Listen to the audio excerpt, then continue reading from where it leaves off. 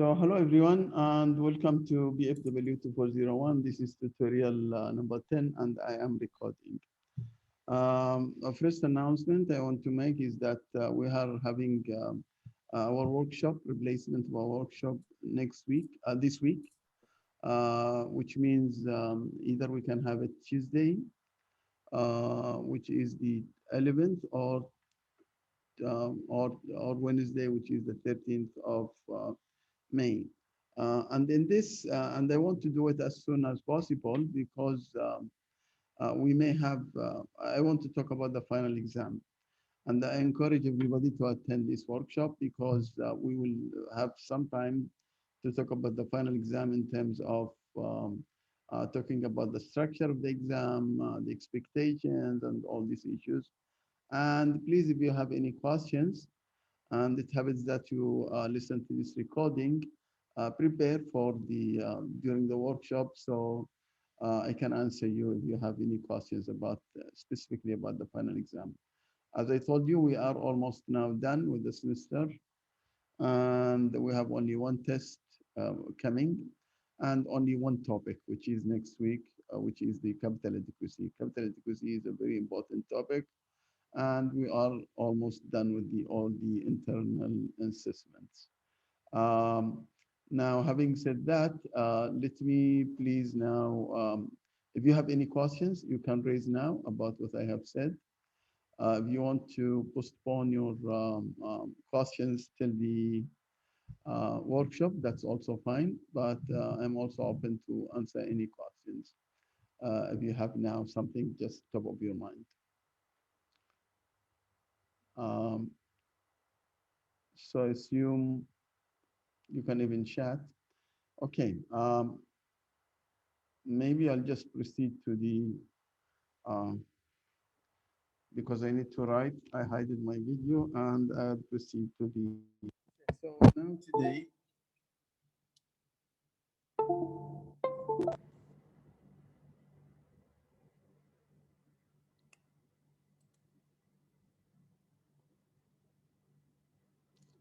let me see what is the happening to this recording.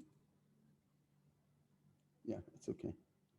So today we are talking about tutorial number 10, and tutorial number 10, as you can see, this is tut 10. And we are talking about an interesting topic called OBS business and derivatives.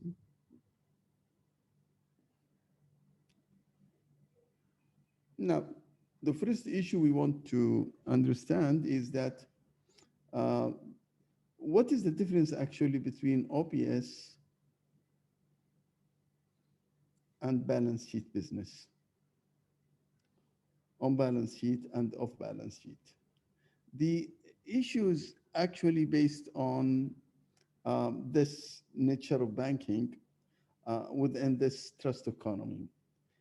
So banks are using their reputation and their position in the business community as a trusted party and started to provide what we call services.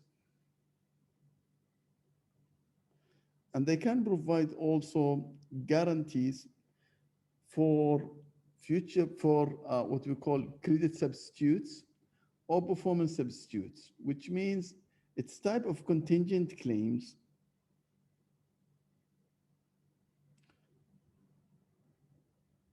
because they will guarantee people, if two people of two businesses or two individuals, one is a lender and one a borrower, and they want to, a lender is willing to lend to the borrower, and the borrower is willing to take that loan. In this case, the problem is the credit risk. Maybe the lender will hesitate if there is a credit risk, if he perceives any credit risk from the borrower. So what they do is actually they ask for guarantees. And then when they ask for guarantees, they ask it from the banks. So actually it's loan, but the bank is not using its money. the transformation of funds is happening from one party to the other party, but actually with the not from the bank funds, but from others, but within this trust of the banking that they will guarantee the payment if it doesn't happen from the borrower. And all of those types can be happening inside the country, outside the country, can take different forms, and we call them credit substitute, which means the money will be paid end of the day. It is going to be paid by the borrower or by the bank, but the settlement of the funds to the lender will happen. And this is why we call it credit substitutes. We have another one we called performance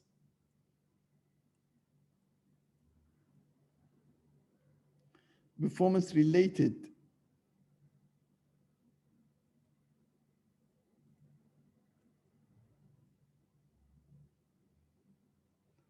and performance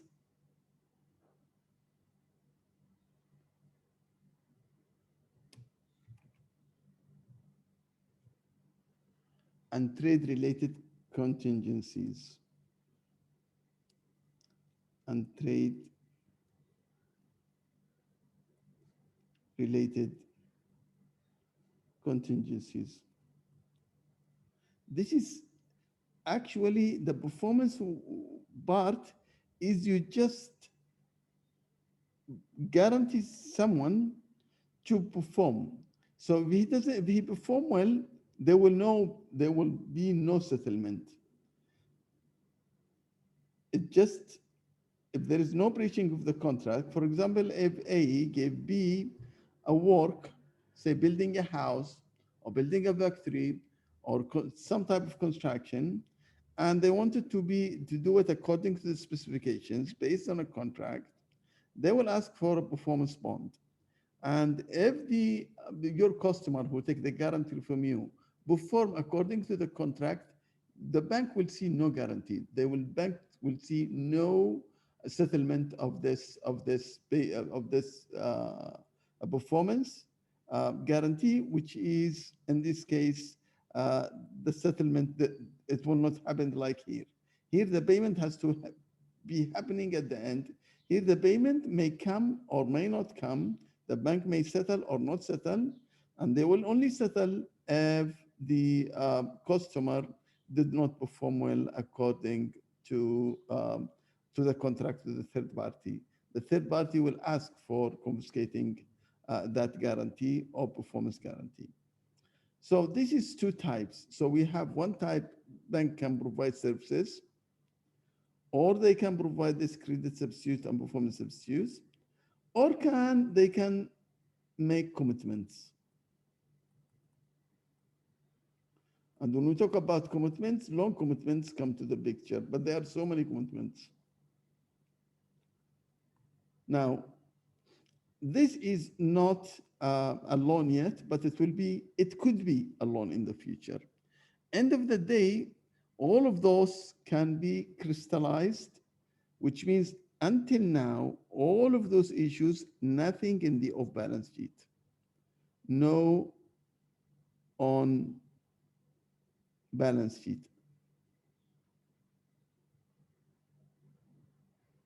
They can come to the balance sheet, which means they can move from the off-balance sheets to the balance sheet if it's a contingent claims, or if you don't do the service as you are supposed to as a bank, and then in this case, there will be a liability and the case, and they have to pay compensation for that. And the commitment will be paid, but not now. It will be paid. It will be a loan if the customer withdraw it after 2 years. So until now, nothing happening. And when it moved to here, we call this asset has been crystallized.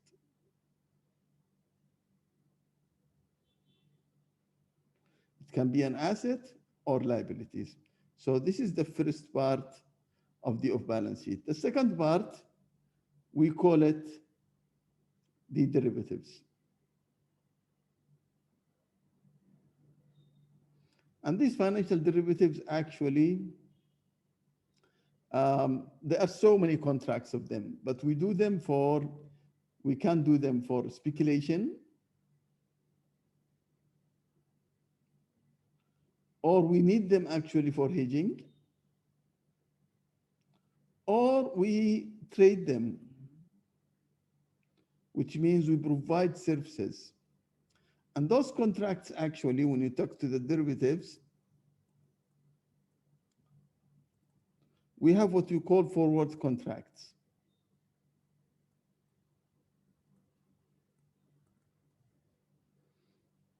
And we have also future contracts. They are like the forward contract, however, they are very standardized. And then we have another type called swaps and one more options. Now we use all those, this is all type of contracts, wherever you go, whether you are in banking, on businesses, whatever, you will find all those contracts. Either they take a forward contract shape, or they take a future contract, swaps, or options, and then you customize it according to your needs. Our need here is the interest rate.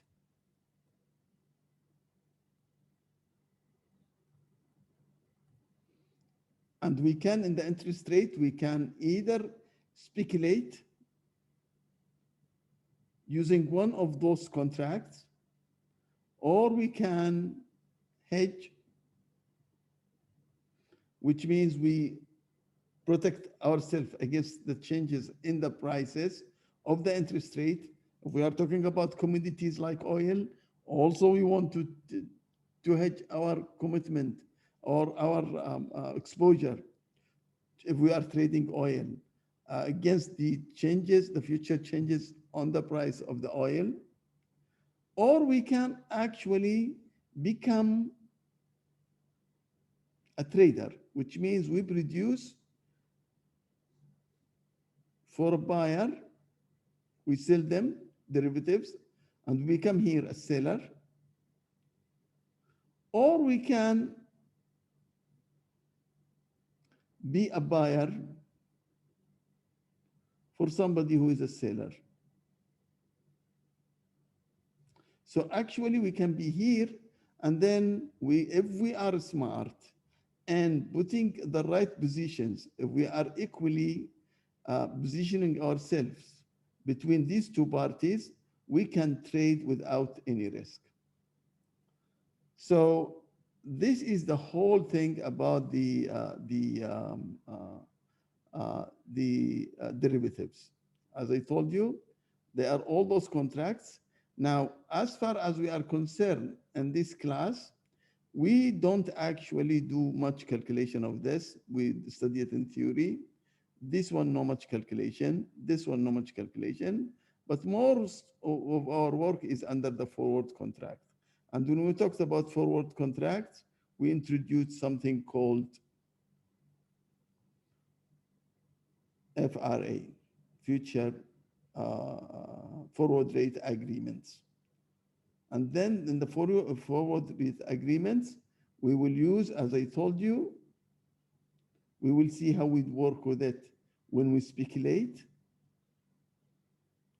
and when we hedge, or when we trade, which is this one, and this one. Okay, having said that, let me now take you to the first questions in this, just this calculation. Now, this is a balance sheet, a normal balance sheet.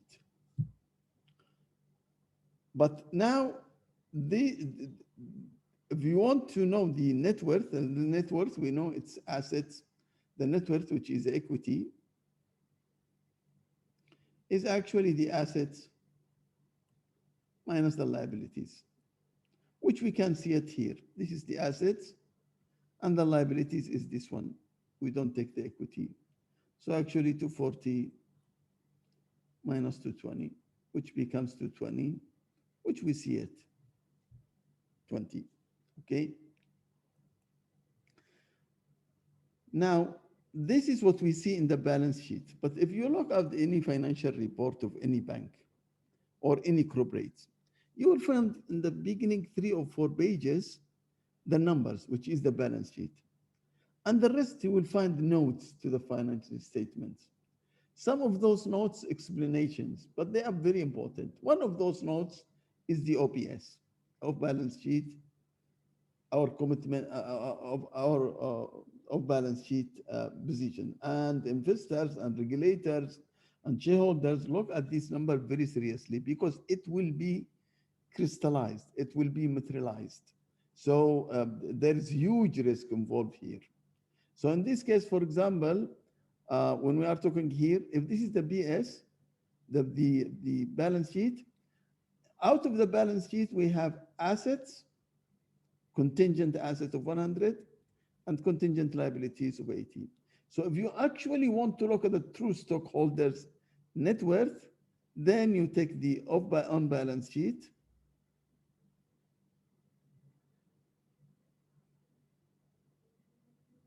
plus the off balance sheet, which is this one, which actually you take this one, which we already calculated, this one, and you take the 100 asset minus the 100 liabilities of the off balance sheet, and it's 40 million. This is if you want to look at the true position, assuming all of those will be materialized. This is question number one. Now, let's go to another concept. The second concept is we want to talk about this issue, which is the loan commitments. We will talk about some of those items here, contingent claims, but now we want to talk about the commitments because the commitment, what is the characteristics of a loan commitment that a financial institution may make to a customer, in what manner, and to whom is the commitment is an option. So look, when you take a loan, if this is the customer,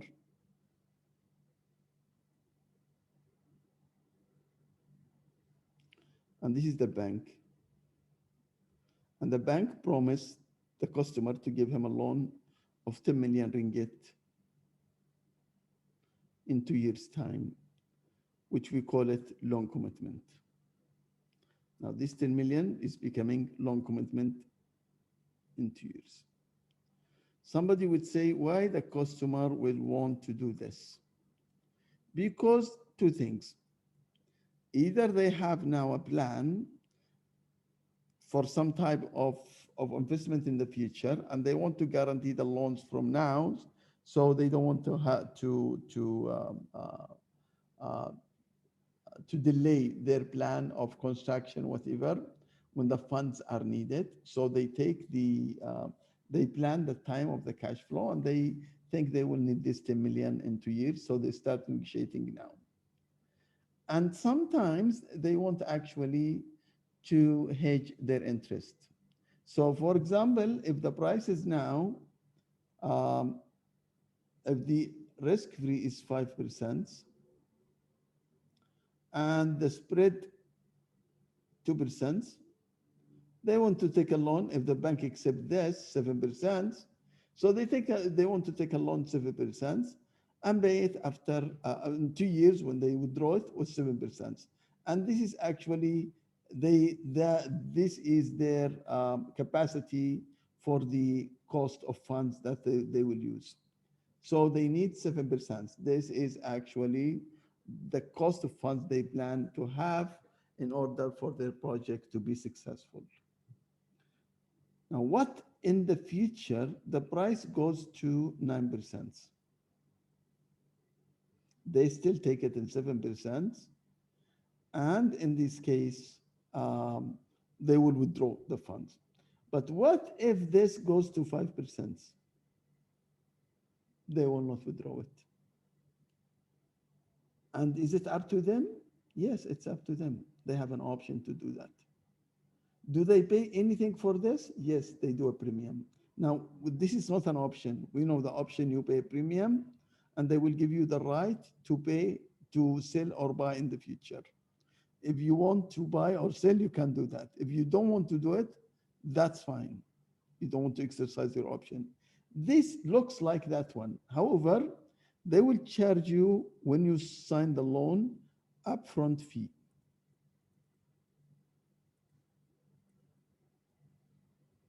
Upfront fee. Then what?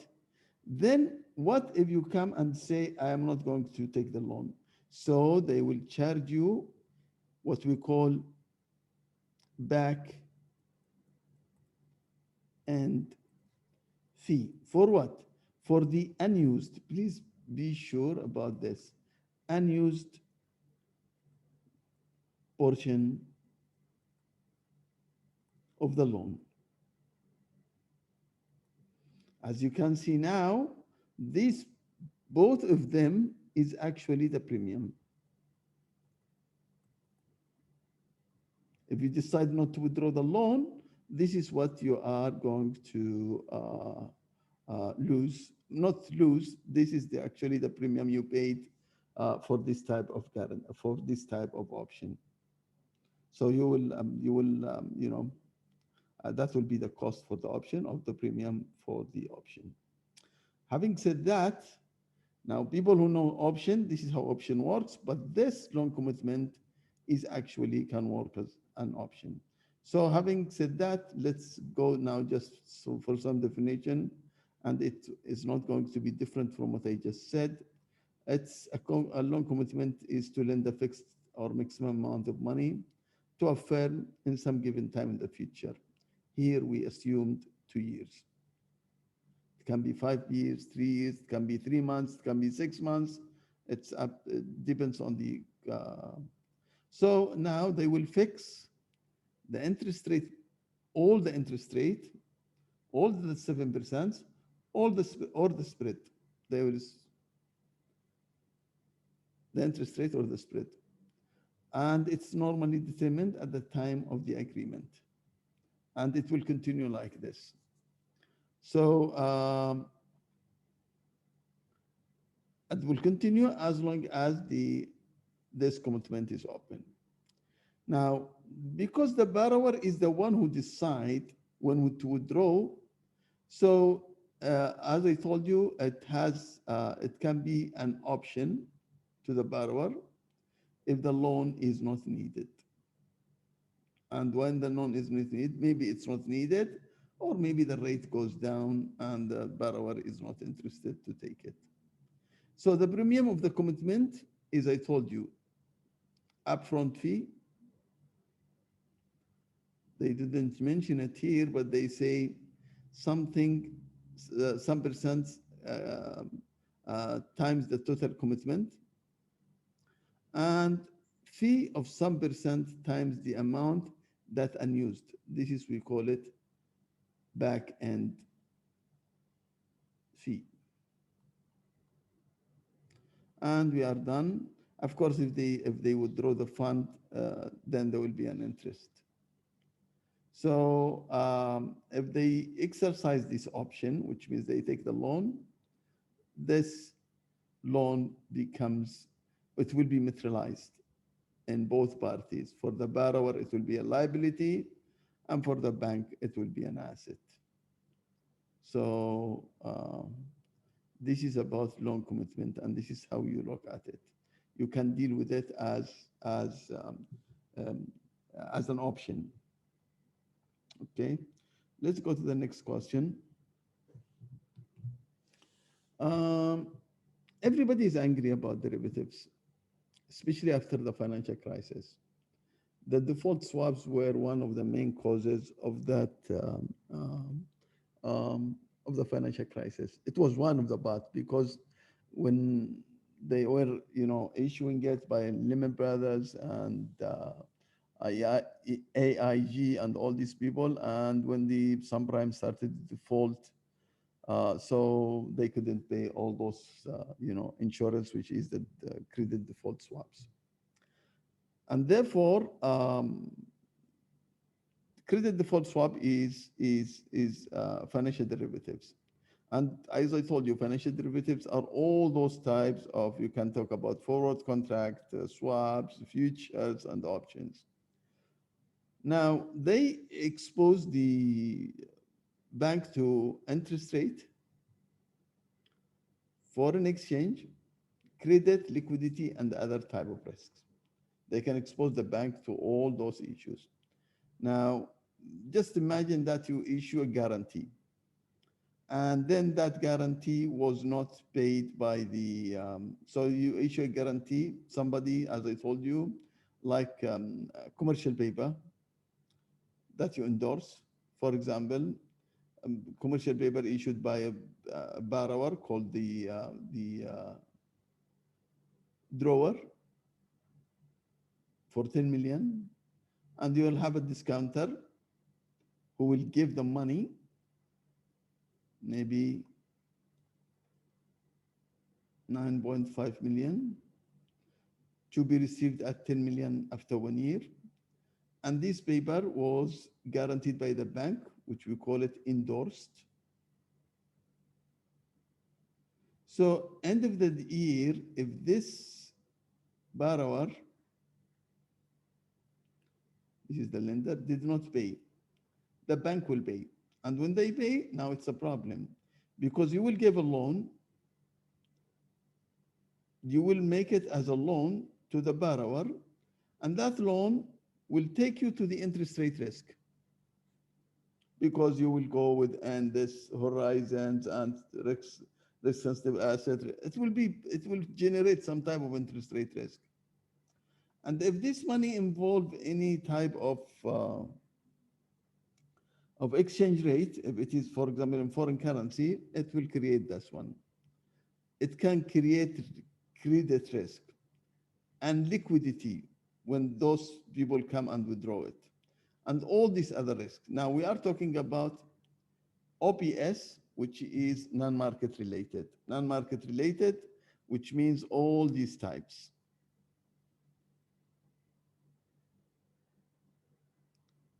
All this area. This is non-market related.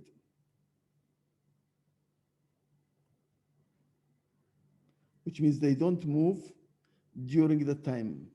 It's still constant. Your exposure and your commitment is still the same. However, for the derivatives, all those derivatives, they keep changing, because some of them related to the interest rate, some of them exchange rate, some of them for equities. And all of those actually keep changing. So this is the underlying assets. Actually, the derivatives will change. And this is why we call this market related. Now, having said that, in this case, whether you are talking about market related or non-market related, whether you are talking about guarantees or just a forward contracts or swap, whatever, you will be subject to all those risks. Now, but actually, they are useful. How come they are useful? Because they can provide also hedging services for the bank. And let me give you this example, because we can use options, futures to protect us against the volatility of earning, especially if we hedge in the right way. But also it can help us in the interest rate risk. You remember when we talked about interest rate risk last time,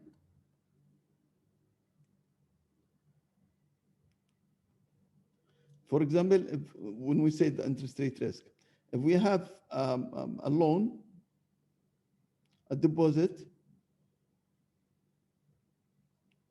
of 2 years,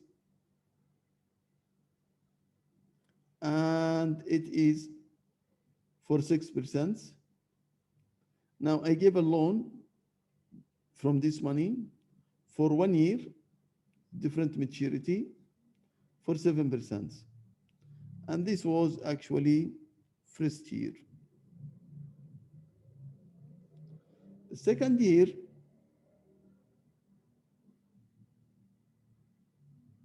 this is what will happen.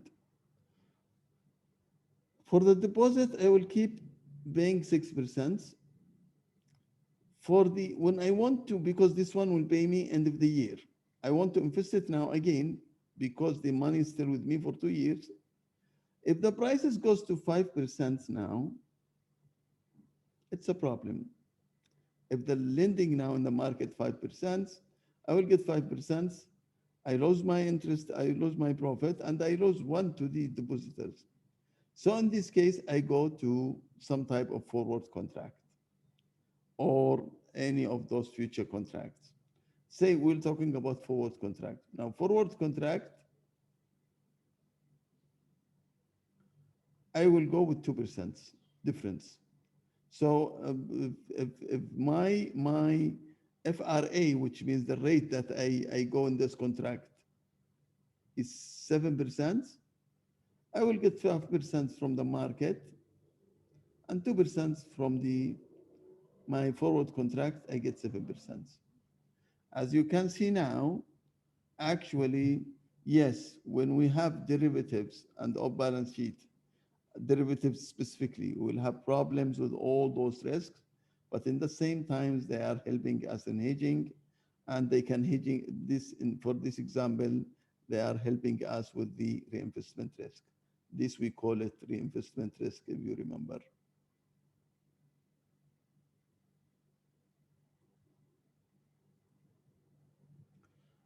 So, but actually regulators still not happy about it, and they should look at the benefits of having derivatives or trading derivatives by the banks from the hedged approach and from the hedge perspective, from the hedging perspective when you hedge your risks. Okay, let's go to the next question. This is very interesting, and this is, as I told you, when we talk about derivatives, we talk about forward contracts, we talked about futures, and we talk about swaps. This is how swaps work. Assuming we are talking about Malaysia here, and this is, for example, public bank. Now, public bank actually are getting money, the money he gets as deposit from CDs, certificate of deposit, old certificate of deposit. This actually is floating rate. And they go and they take this money, they keep, taking those, and they give fixed rate home loans, for example. And this is a long term, but they can manage for those 90 days or 180 days or 270 days CDs. So they take this floating rates. So assuming they are giving the loans, the housing loans for say 6% or 7%. It's cheaper now. And you are taking this for say 5%, which is the floating. Floating in this moment is 5%. Maybe when you give the loan, it was 5%, and this is 7%. Now, you assume this, so you will get 7% from these people, you will pay 5%, you are making 2%, 7%, you are paying for the CDs 5%, you are making 2%, you are happy. But actually, this is not the case, because this could be next time 7%, or maybe it can be 4%. So you are not worried about going down, but you are worried about when this goes to 7%. So in this case, you have to find somebody else who has different position, assuming this is CIMB. Now, CIMB, for example, is taking loans, is actually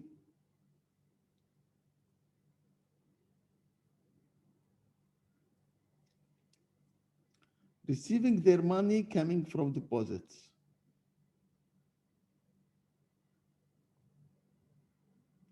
And they are giving it as business loans,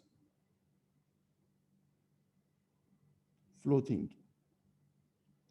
The problem when these floatings come, so maybe this is, I don't know, maybe it is, say, 5%.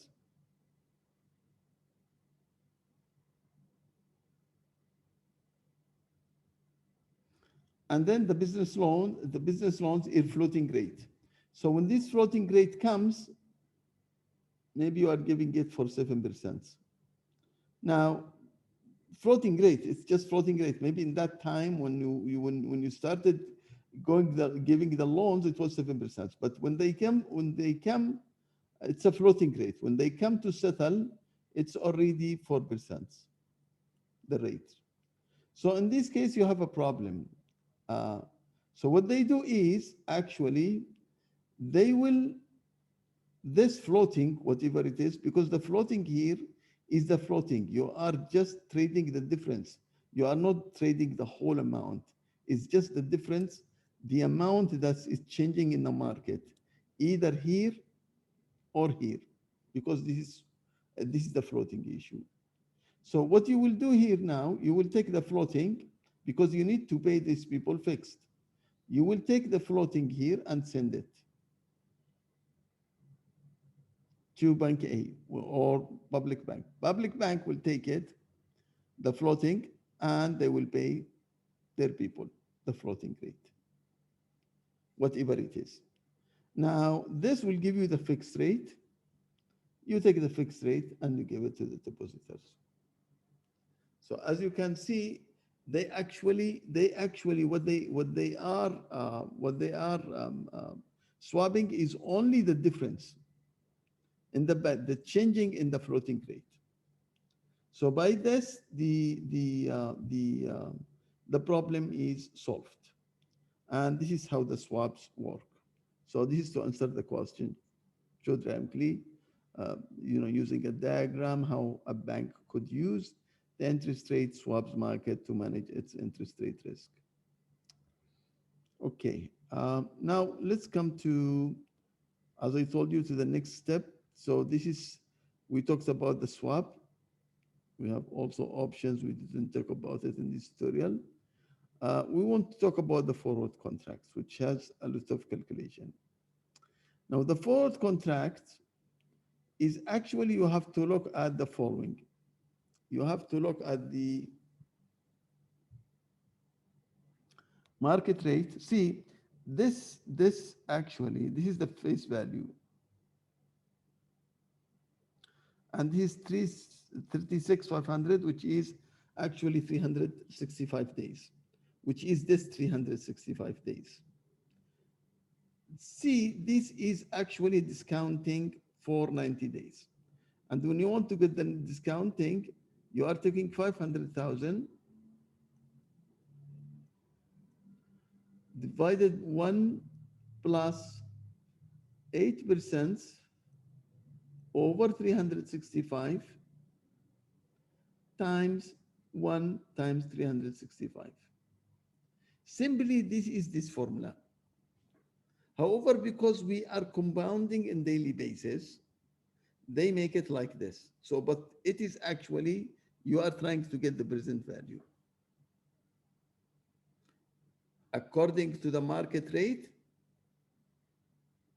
and according to the forward rate. That's what you are doing. You have only one more concern, which means you have to decide who is the buyer and who is the seller and how is the settlement. And this formula will be given to you. So in this case, as you can see here, you are calculating it according to the 8%.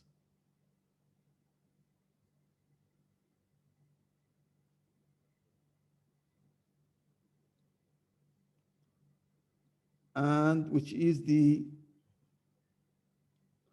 FRA, and then you calculate it according to the market rate, 7%, and then you get the difference between the two.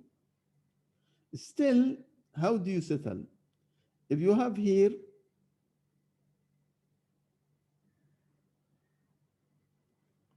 a buyer and seller, this is how it works. And this is the buyer.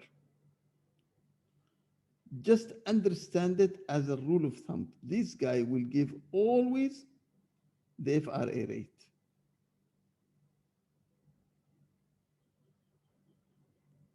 which is in this case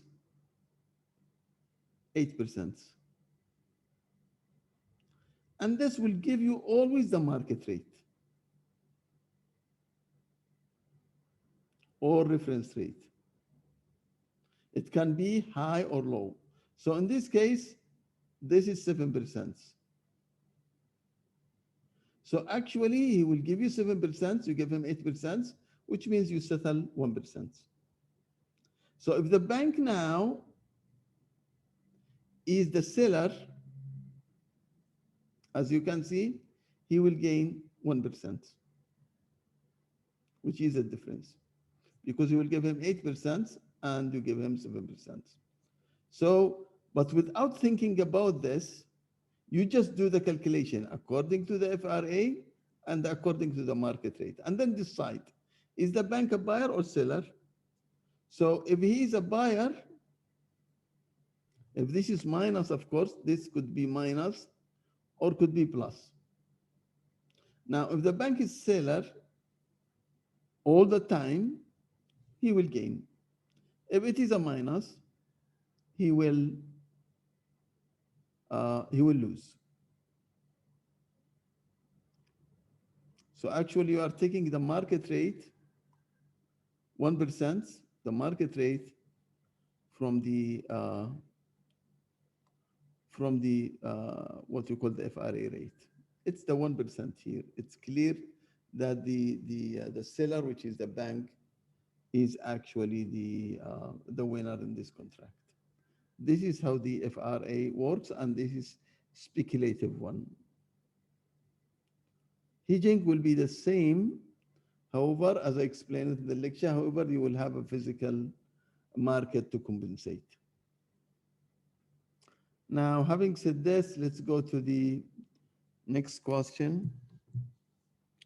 How the standby letter of credit are different from documentary letter of credit?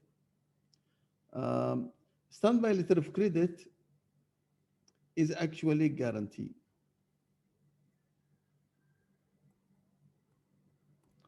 But documentary letter of credit is actually trade related for payment. Trade related item for payments. Here could be payments, could not be payments. And therefore, it's contingent. And therefore, if you can look at here, how does standby letter of credit differ from documentary letter of credit? As you can see here, standby letter of credit is actually has contingency situations that are less predictable and that have more severe consequences than the LCs. LCs actually are standard commercial rate relationships used for large international and local trade payments. Now, often CLC are used for performance guarantees, which is this one, like for projects over extended period of time, or they are used in issuance of securities such as municipal bonds or papers. See, municipal bonds or even corporate bonds, when you issue them, you don't do this for government bonds, only for municipal because there is a credit risk. You guarantee the issuer to pay, so that the customer, the issuer actually have a credit rating problem.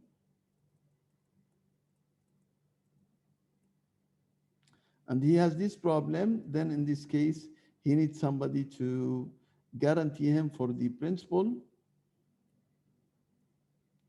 and interest for the bonds. Now, investors are willing to buy those bonds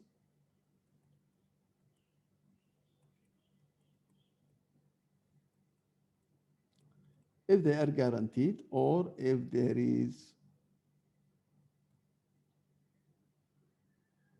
standby letter of credit.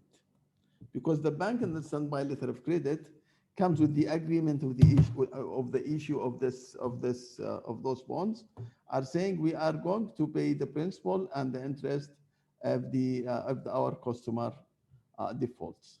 So now the investor actually are guaranteed and are happy to participate in this issue. So this is one issue. Here there is some calculations. We have, as I told you, under the contingent liabilities,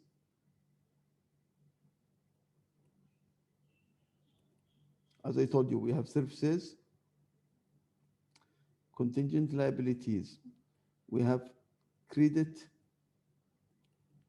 substitute, or we have the performance and the trade. Now, in this credit substitute, we have so many items of them. I mentioned it in the lecture. One of them is bill endorsement.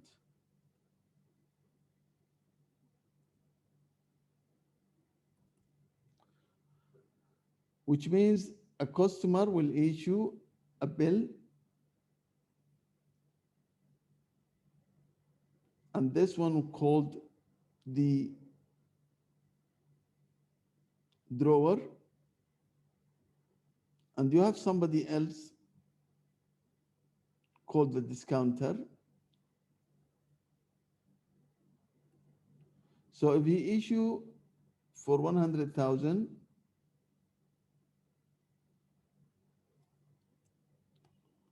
if you issue for 100,000,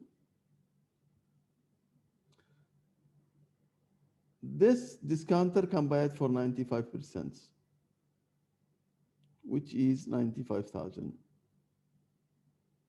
which means he's taking 5%.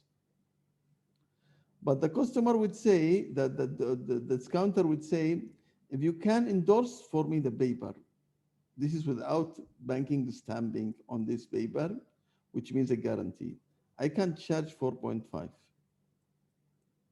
This is with endorsement because I'm more guaranteed. Now, if you go to the bank and find the bank that will take around 20 basis points, which means your cost now will be 470% instead of the 5%. But if the bank say, I am going to charge 70 basis points, which means your cost now 520. In this case, here you will not go to the bank, and here you will go to the bank because you are making saving. This issues is the same, but the bill endorsement is actually coming through two things. Either the customer can issue what we call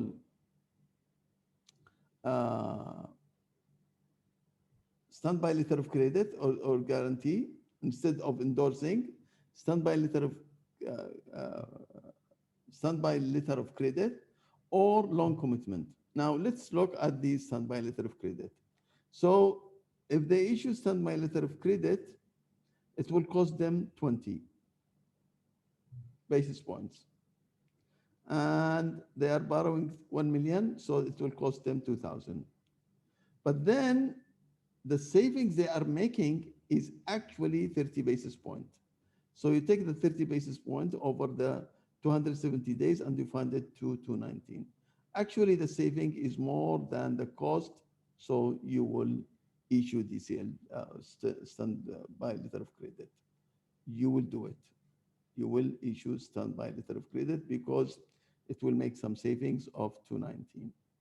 Now, in the same manner, if the customer you guarantee to the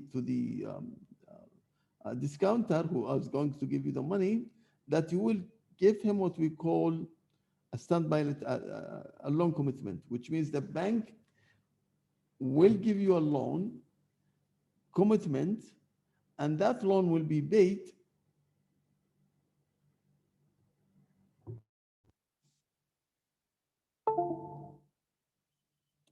And that loan will be paid. Let me just see the loan will be paid if you default. So in this case, to do a loan commitment, it will cost you two type of costs. One cost is the upfront fee, and if you don't use it and you perform, there is back-end fee. And you need to do those actually in order to let the bank issue this loan commitment. Loan commitment now is a guarantee for the discounter. So the upfront fee, which is 10 basis points of 10 million, and this is 10 basis points for 10 million for backward, so back end fees, so it's 2,000. And now actually your cost is 2,000, but your saving is still the same, the 30 basis point, it's 219, so you will go with it. So you may withdraw a loan, you don't have to withdraw the loan, but you will have to pay those ones. And the loan commitment will be received by the lender as a guarantees. So let me move from this. This is one question only because I'm finishing. This question is about the derivatives are two types. One of them called OTC, which usually comes through the forward contracts.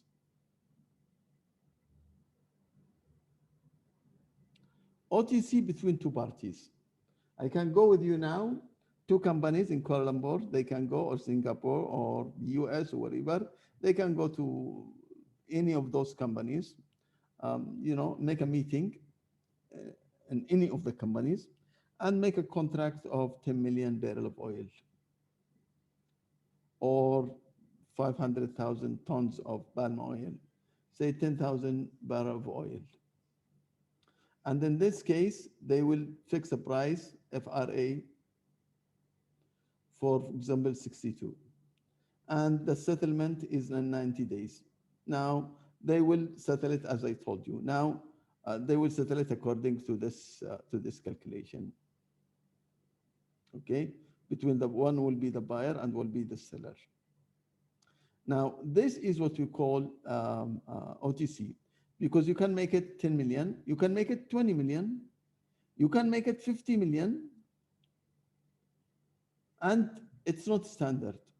And it's not supervised by any, lately they want to make, some regulations about it, especially in the US, but this is called OTC, which means it's between two parties, and it's not standard and it's not guaranteed.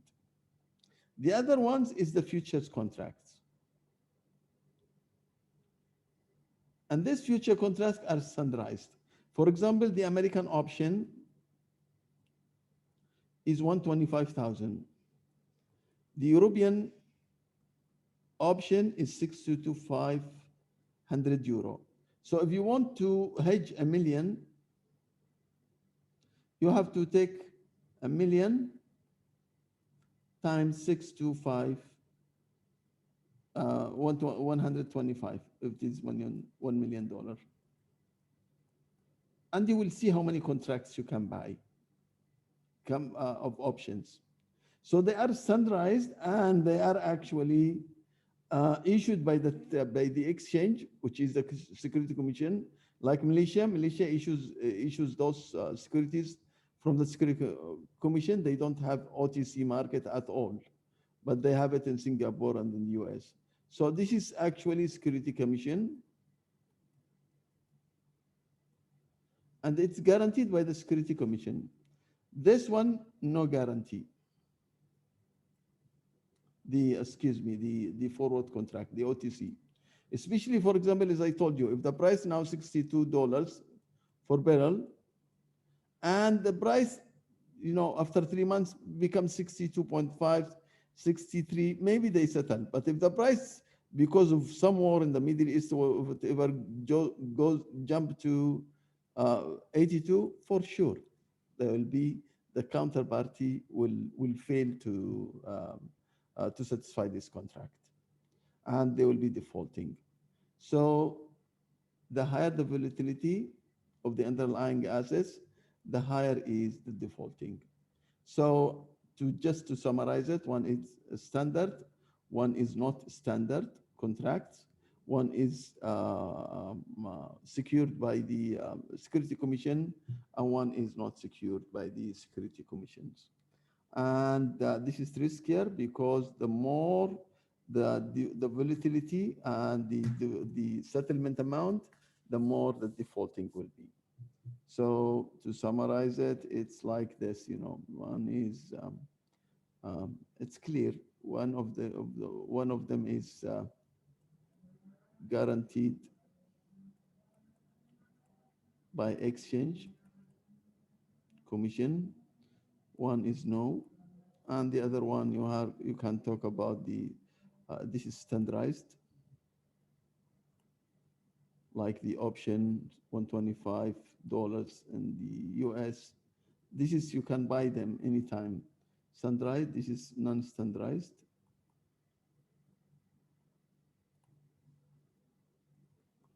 Is the higher the settlement for FRA, the higher the defaulting.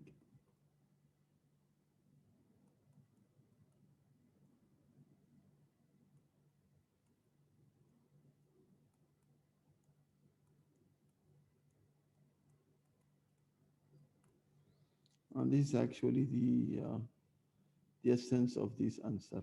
You can look at this. I am actually done. There is some multiple choice questions. I think I have only 2 minutes. Nothing more to say about it. I think I gave you already the solutions. This is they talking about exporter demand the letter of credit. Why? To guarantee the payments. That's all. And here, when there is a financial crisis, do banks do loans? Actually, no. They have tight monetary conditions. They have risk aversion. And when we are talking about long commitments, when the interest rate goes up, long commitment will create future liquidity risk. And this, I think we have talked about it when you talk about on balance sheet and off balance sheet. This is actually the true value. And this is the difference between the forward contract and future contracts.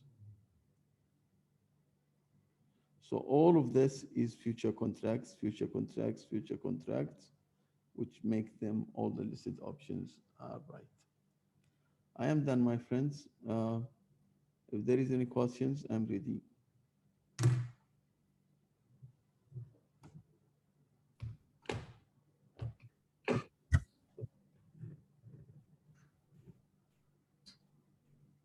Oh, good for me, sir. Okay, thank you. Thank you. All right. Anybody else? Yeah, sure. Anybody else? Any questions? Thank you. So if there is no questions, please, if those questions about the final exam, prepare them for the workshop, which you may have it tomorrow. All right, sir. Okay, thank you very much. Thank you, sir. See you. Thank you. Bye-bye. Take care. Thank you, sir. Thank you. Bye.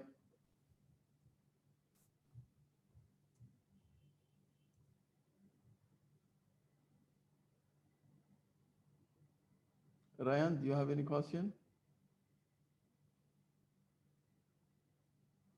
Sir, when is the workshop replacement again? I am thinking to have it either tomorrow from same time from 5 to 6:30 or Wednesday, but I will announce it. I will announce it today. I will Okay. announce. All right. Okay. Okay. Okay. Okay, Okay. sir. Thank you, sir. Bye Thank bye. you. Have a nice day. Bye bye. You too. Bye bye.